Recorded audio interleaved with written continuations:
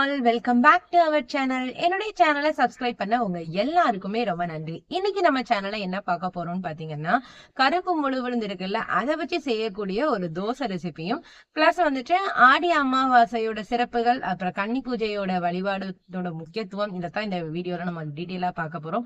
So வீடியோவை skip பண்ணாம கடைசி வரைக்கும் பாருங்க. பார்த்துட்டு வீடியோ பிடிச்சிருந்தது அப்படின்னா லைக் பண்ணுங்க, கமெண்ட் பண்ணுங்க, ஷேர் பண்ணுங்க. மறக்காம நம்ம சேனலை சப்ஸ்கிரைப் பண்ணுங்க. வாங்க வீடியோக்குள்ள போலாம். நம்ம இப்போ பார்க்க போகிறது என்னென்னு கேட்டிங்கன்னா, முழு உளுந்து தோசைக்குள்ள ரெசிபி தான் பார்க்க போகிறோம். இது வந்து காப்படி அரிசி உலக்கு சொல்லுவாங்கள்ல, அந்த காப்படிக்குள்ளே அந்த உலக்குக்கு ஒரு உலக்கு நான் அரிசி எடுத்து நல்லா வாஷ் பண்ணிவிட்டு ஓவர் நைட் ஊற வச்சிட்டேன்.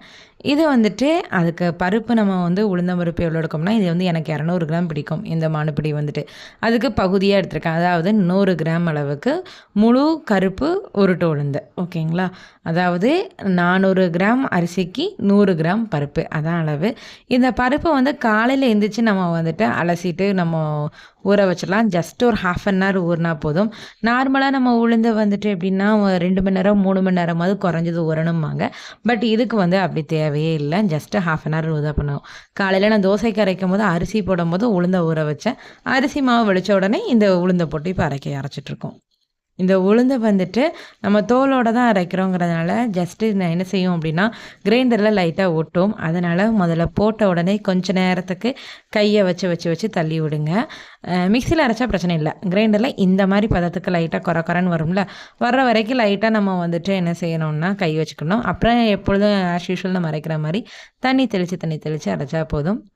நார்மலாக நம்ம இட்லி அரைக்கிற மாதிரி தான் இந்த மாதிரி நல்லா சாஃப்டாக வரும். இடையில நீங்கள் தண்ணி தெளித்து அரைக்க தான் நல்லா பொங்கி போயிடும். அப்புறம் நம்ம உளுந்த வலிச்சுட்டு அரிசி நார்மலாக போடுற மாதிரியே போட்டுக்கிட வேண்டியதான்.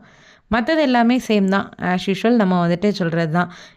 அரிசி மாவு எவ்வளோ வந்திருக்கோ அதே அளவு தான் உளுந்த மாவும் இருக்கும். உளுந்த மாவு எவ்வளோ வந்திருக்கோ அதே அளவு தான் அரிசி மாவு. ரெண்டுமே ஈக்குவலாக இருக்கணும். ஒன்றுக்கு ஒன்று வந்துட்டு குறைஞ்சோ இல்லை கூடையோ இருக்கக்கூடாது. ஸோ இப்போ ரெண்டையுமே தூக்கி போட்டு நல்லா வந்து கையை வச்சு மிக்ஸ் பண்ணிக்கிறோம். இதுக்கு வந்துட்டு கொஞ்சம் தண்ணியாக இருந்தாலும் பிரச்சனை இல்லை. ஏன்னா நம்ம தோசை தான் ஊற்ற போகிறோம், இட்லி கிடையாது. அதனால தான். உப்பு அளவு பார்த்திங்கன்னா 1/2 டேபிள் ஸ்பூன் அளவுக்கு இது உப்பு கரெக்டாக வரும். உங்கள் தேவைக்கு ஏற்ற மாதிரி போட்டுக்கோங்க. நல்லா கையை வச்சு கலைஞ்சிட்டு கொஞ்சம் நார்மலாக நம்ம புளிக்க வைப்போம்ல, அதே மாதிரி புளிக்க வேண்டியதுதான். நான் வந்துட்டு தேவையான அளவுக்கு நான் வந்து ஈவினிங் எடுத்து வச்சுட்டு மீதி வந்துட்டு தோசை விடுறதுக்கு தான் வச்சுருந்தேன். இது வந்துட்டு போதுமான அளவுக்குன்னு யூஸ்வலாக நம்ம செய்கிற மாதிரியே செய்யலாம். டேஸ்ட்டு பார்த்திங்கன்னா டிஃப்ரெண்ட்டாக இருக்கும். குழந்தைங்க ரொம்பவே விரும்பி சாப்பிடுவாங்க. கருப்பு உளுந்து வந்துட்டு நம்ம ஹெல்த்துக்கு ரொம்பவே நல்லது. ஸோ வந்துட்டு இது வந்து முழு உளுந்தாக இருக்கிறதுனால கல் எதுவும் இருக்காங்கிறத பார்த்துட்டு நீங்கள் அரைக்கப்படுங்க. சில சமயம் களிமண்ணோ இல்லை கற்களோ கலந்து இருக்கலாம். இதுக்கு வந்து கார சட்னி ரொம்பவே நல்லாயிருக்கும். அண்ட் எஸ்பெஷலி வெங்காய சட்னி ரொம்பவே நல்லாயிருக்கும். பச்சை வெங்காய சட்னி ட்ரை பண்ணி பார்த்துட்டு எப்படி இருந்ததுன்னு கமெண்ட்டில் சொல்லுங்கள். மழைங்க இங்கெல்லாம் ஒரே ஒரு 2 வாரமாக நல்லா வச்சு வெளுத்து வாங்குது. பாப்பா மழையை ரசிச்சுட்டு இருந்தா, நானும் கூடவே சேர்ந்து ரசிச்சுட்டு இருந்தேனே சொல்லலாம். அவள் காக்காவுக்கு வந்து தோசை போட்டால் மழை பெய்யறதுனால வராமல் இருந்தது. மழை போனதுக்கப்புறம் இவா நிற்கிறான்னு சொல்லிட்டு வராமல் இருந்தது. நீ நிற்கிறேன்ல, அதான் காக்கா மற்ற தோசையெல்லாம் எடுத்துகிட்டு இதை விட்டுட்டு போயிட்டு கூப்பிடு. காக்கா சாப்பிடு சொல்லு. என்னாச்சு? கூப்பிடு, சாப்பிடவா சொல்லு. சரி பாப்பா, நீ உட்காந்து வேடிக்கை பார்த்துட்டு எனக்கு வேலை வரிசை கட்டிகிட்டு இருக்கு, நான் அதை பார்க்க போகிறேன்னு சொல்லிட்டு அப்படியே நம்ம வந்து வியாழக்கிழமை ரொட்டீன் பார்க்க போயாச்சு. வேறு என்ன வேலை, விளக்கு தைக்கிறதா மெயினாக. அடுத்து வரிசையாக இருக்கும்ல, சரின்னு சொல்லிட்டு லஞ்ச் எல்லாம் ப்ரிப்பேர் பண்ணி வச்சுட்டு அப்படியே வந்துட்டு விளக்கு தைக்கிறதுக்கும் இறங்கிட்டேன். ஃபஸ்ட்டு வீடியோவில் ஆடி மாதத்தோட சிறப்புகள் பற்றி பார்த்துருந்தோம். ஆடி அமாவாசை இன்னைக்கு வந்துட்டு சுவாமியை முன்னோர்களை கும்பிடணும் அப்படிங்கிற மாதிரிலாம் லைட்டாக பார்த்துருந்தோம். ஆனால் மெயினாக பார்த்தது என்னென்னா ஆடி மாதத்தோடைய சிறப்புகள் பார்த்துருந்தோம். அந்த வீடியோ இது வரைக்கும் பார்க்கலைன்னா மேலே லிங்க் கொடுத்துருக்குறேன். ஃப்ரீ டைமில் செக் பண்ணி பாருங்கள், ஐகார்டில் இருக்கும். இப்போ இந்த வீடியோவில் வந்துட்டு ஆடி அமாவாசையில் முன்னோர்கள் வழிபாடை பற்றியும் கன்னி பூஜை இதை பற்றியும் தான் நம்ம மெயினாக அதில் டிஸ்கஸ் பண்ண போகிறோம். ஆடி அமாவாசை வந்துட்டு ரொம்பவே இம்பார்ட்டன்ட். லாஸ்ட் வீடியோலேயே சொல்லியிருந்தேன்ல, தட்சிணாயனம் ஸ்டார்ட் ஆகிற மாதத்தில் வரக்கூடிய அமாவாசை வந்து இந்த ஆடி அமாவாசை. அதே மாதிரி உத்தராயணம் ஸ்டார்ட் ஆகிற காலத்தில் வர மாதம் என்னென்னு பார்த்திங்கன்னா தை மாதம். அதனால் அந்த தை அமாவாசை, இந்த ரெண்டுமே முக்கியமானது. இது போக ரொம்ப முக்கியமான அமாவாசைனா மகாலயபட்ச அமாவாசைன்னு சொல்கிற பெரிய அமாவாசை புரட்டாசி மாதம் வரக்கூடியது. இந்த உத்தராயணத்துலேயும் தட்சிணாயனத்துலேயும் கட்டாயம் வந்து முன்னோர்கள் வழிபாடு கட்டாயம் இருக்கணும்னு சொல்லுவாங்க. அன்னைய தினத்துக்கு வந்துட்டு நம்ம வந்துட்டு இந்த எள்ளு தண்ணி இறைக்கிறது, தர்ப்பணம் கொடுக்குறது இந்த மாதிரி செய்கிறவங்கெல்லாம் தாராளமாக செஞ்சுட்டு வந்துட்டு அன்றைக்கி விரதம் மாதிரி இருப்பாங்க. அதே மாதிரி வந்துட்டு மத்தியானம் வந்து தலவாழை இலை போட்டு நம்ம அந்த முன்னோர்களுக்குன்னு சொல்லிட்டு ஒரு முக்கில் ஒரு ஓரமாக எடுத்து வச்சுருப்பாங்க. நம்ம சாப்பிட்ற சாப்பிட்றதுக்கு முன்னாடி வச்சு அது தண்ணியை வச்சு ஒரு 3 தடவை மாதிரி செய்வாங்க. செஞ்சுட்டு அதுக்கப்புறம் சாப்பிடுவாங்க. அன்றைய தினம் வந்துட்டு அவியல், பச்சடி, பாயாசம், சாம்பார், ரசம் எல்லாமே வச்சுருப்பாங்க. அந்த மாதிரி நம்மளால் செய்ய முடியாது, எங்களுக்கு வந்து அந்த அளவுக்கு முடியாதுங்கும் போது என்னுடைய சைல்ட்ஹுட் டேஸில் எங்கள் வீட்டில் என்ன செய்வாங்கன்னு பார்த்தீங்கன்னா, ரொம்ப அந்த மந்த் வந்து கஷ்டமாக இருக்குது, நம்மளால் வந்துட்டு அவியல் பச்சடி கூட செய்ய முடியாத சுச்சுவேஷனில் இருக்கோம் அப்படின்னா கத்திரிக்காய், வாழைக்காய் வாங்கிட்டு வர சொல்லுவாங்க. கத்திரிக்காவை வந்து போட்டு சாம்பார் வச்சுட்டு கொஞ்சமாக ரசம் பேருக்குன்னு வச்சுட்டு அப்புறம் வந்துட்டு வாழைக்காய் பொரியல்னு வச்சுருவாங்க.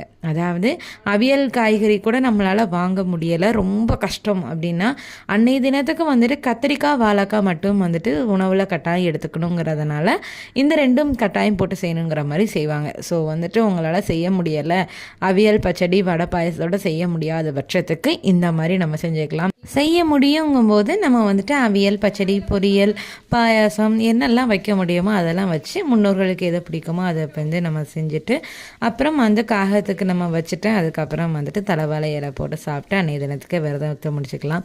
ஒவ்வொரு மாதமும் அமாவாசை செலவே செய்வாங்க. எங்கள் அத்தையெல்லாம் மாதமே விரதத்துக்கு இப்படி தான் எடுப்பாங்க. நம்ம செய்ய முடியாத பட்சத்துக்கு என்ன செய்ய முடியும்? ஸோ பெரிய அமாவாசையான இந்த ஆடி, தை, அது போக புரட்டாசி மாதம், இந்த 3 மாதம் கட்டாயம் எடுத்துக்கணும். கட்டாயமாக எடுக்க வேண்டியது ஆடியும் தையும் மறந்துடக்கூடாது. ஸோ விளக்கெல்லாம் தேய்ச்சி வச்சுட்டு அப்படியே சாப்பிட்றதுக்கு போயாச்சு. லஞ்ச் முடிச்சாச்சுன்னா அதுவே ஒரு பெரிய வேலை முடிஞ்ச மாதிரி இருக்கும். அன்றைய தினத்துக்கு பருப்பு, ரசம், அதுக்கப்புறம் வாழைக்காய் ஃப்ரை தான் பண்ணியிருந்தேன். சாப்பாடெல்லாம் சாப்பிட்டு முடிச்சுட்டு அப்படியே கையோடு வந்து விளக்குக்கு பொட்டு வைக்க போயாச்சு. தண்ணிலாம் நல்லாவே ட்ரையாக இருந்தது. ஸோ விளக்கெல்லாம் பொட்டு வச்சுட்டு போடுறதுக்கு தான் போயிருந்தேன். வீடு தூத்துட்டு இருக்கும் போதே பாப்பா வந்து கையோட கூட்டு போனா. தண்ணியை எடுத்து வச்சோடனே அவள் கண்டுபிடிச்சிட்டா என்ன பண்ண போகிறோன்னு.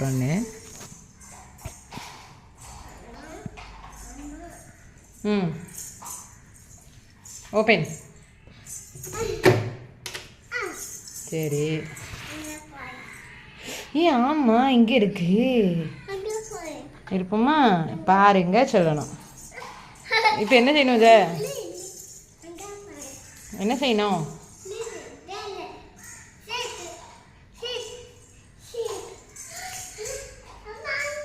என்ன பண்ணணும்? இதை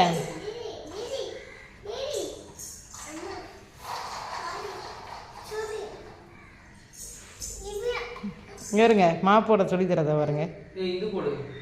ஏம்மா லைசால் ஊற்றல இடி. சாப்பிட்லாம் போட்டுட்டு அப்படி ஈவினிங்குமே என்ன செஞ்சாச்சுன்னு பார்த்தீங்கன்னா கும்பிட்டு முடிச்சாச்சு. 2-3 நாள் கழித்து சூரிய பகவானை பார்க்கும்போது அவ்வளோ சந்தோஷமாக இருந்தது மனசுக்குள்ளே, வெயிலை பார்க்கும்போது. அன்றைய தினத்துக்கு வந்துட்டு வெள்ளிக்கிழமைங்கனால காலையிலேயே ஓவராக வந்துட்டு வேலை இருந்தது. அன்றைக்கி வந்துட்டு அடப்பிரதமம் வச்சுருந்தேன், 2வது வெள்ளிக்கிழமைங்கிறதுனால.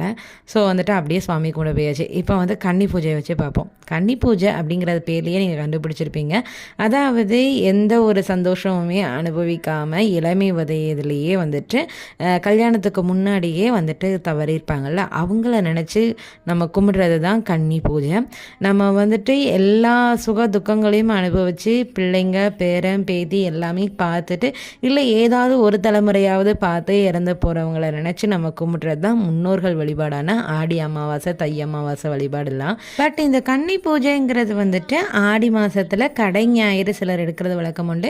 சிலர் வந்து ஆடி கடைசி வெள்ளி எடுப்பாங்க, இல்லை ஆடி வெள்ளியில் ஏதாவது ஒரு வெள்ளிக்கிழமை எடுப்பாங்க.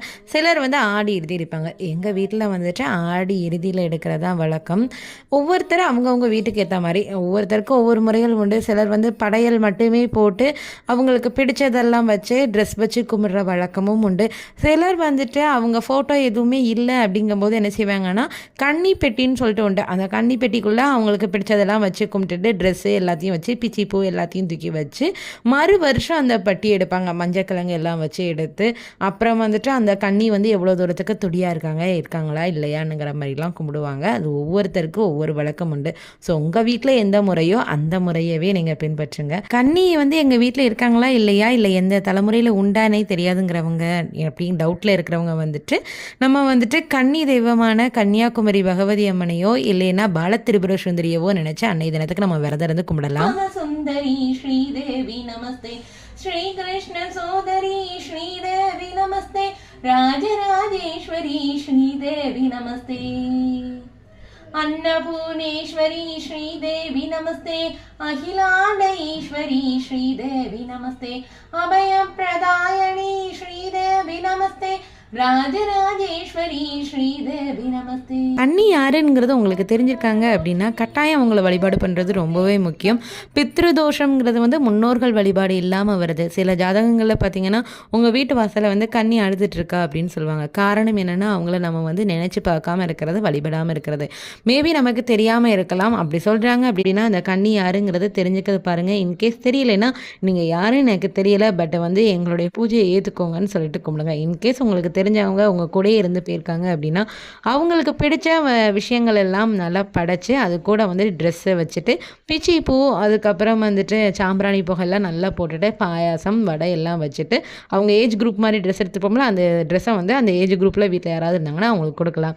இன்கேஸ் அவங்க ரொம்ப குழந்தையாக இருக்காங்க அப்படின்னா யாருக்காவது அந்த ட்ரெஸ்ஸை வந்து தானம் பண்ணலாம். கன்னி பூஜை எவ்வளோ முக்கியம்னா, நீங்கள் ஏதாவது ஒரு கோயிலுக்கு மாலை போடுறீங்கன்னா ஃபஸ்ட் எடுத்தோன்னே என்ன சொல்லுவாங்கன்னா கன்னி வழிபாடு பண்ண சொல்லுவாங்க. ரெண்டாவது வந்துட்டு என்னதுன்னா குலதெய்வ வழிபாடு, மூணாவது தான் இஷ்ட தெய்வ வழிபாடுன்னு சொல்லுவாங்க. ஸோ இதுலேருந்தே கன்னி பூஜை எவ்வளோ முக்கியங்கிறது உங்களுக்கு புரிஞ்சுக்கும்னு நினைக்கிறேன். இந்த வீடியோ உங்களுக்கு பிடிச்சிருக்கும்னு நினைக்கிறேன். பிடிச்சதுன்னா லைக் பண்ணுங்கள், கமெண்ட் பண்ணுங்கள், ஷேர் பண்ணுங்கள். மறக்காமல் நம்ம சேனலை சப்ஸ்கிரைப் பண்ணுங்கள். இன்னொரு இன்ட்ரெஸ்டிங்கான வீடியோவில் பார்க்கலாம். பாய்.